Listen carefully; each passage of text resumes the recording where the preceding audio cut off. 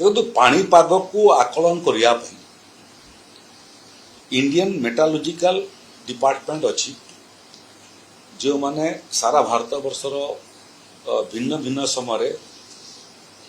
पाणीपागर आकलन करथांती वृष्टिपातर आकलन करथांती संभाव्य लघुचापर मध्य आकलन करथांती तार प्रकोप एवं तार गति ताकू मध्य आकलन करथांती एवं राज्यमान को से बाबद आगुआ सूचना देथांती राज्य रे मध्य से क्रम पाणीपाग विभाग अच्छी जो माने विपर्य परिचालना विभाग सांगरे मिसिकरी यार आकलन एवं यार प्रस्तुति रे मध्य सहयोग करिथांती एबे जोटा बंगोपसागर रे संभाव्य लघुचाप दुईटा हबार आकलन होती मूलतः एटा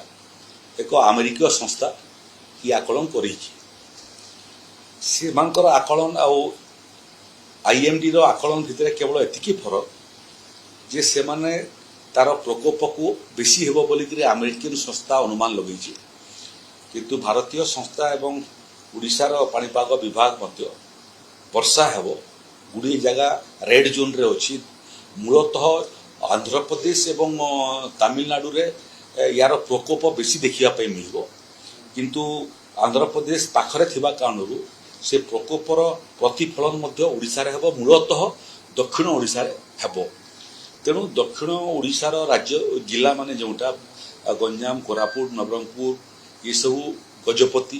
ये सब जिला को आम रेड जोन रे रखीचु वृष्टिपात सबु अंचल रे हेबो ओडिशा रे ताकू मध्य आमे ऑरेंज जोन येलो जोन रे विभाजन करिचु प्रकोप केते हेबो सेरा बहुत बड़ विषय नुह किंतु प्रस्तुति हेबा कथा प्रकोप बेसी हेबो ये आकलन को धरी करी ही प्रस्तुति हेबा कथा यदि आकलन बेसी करथिबे कम हेबो किछि क्षति नाही किंतु कम करथिबे बेसी हेबो आपण अवगाढ़ ही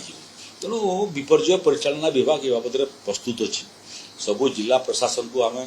ए बाबद सतर्क कर दीचु आमर ओडिशा रे जिला माने मध्य ए बाबद बारंबार एभलिया प्राकृतिक विपर्य को सामना करी अभ्यास हो गलानी सामना करिबारे तेणु समस्त प्रस्तुति आमे करी अछु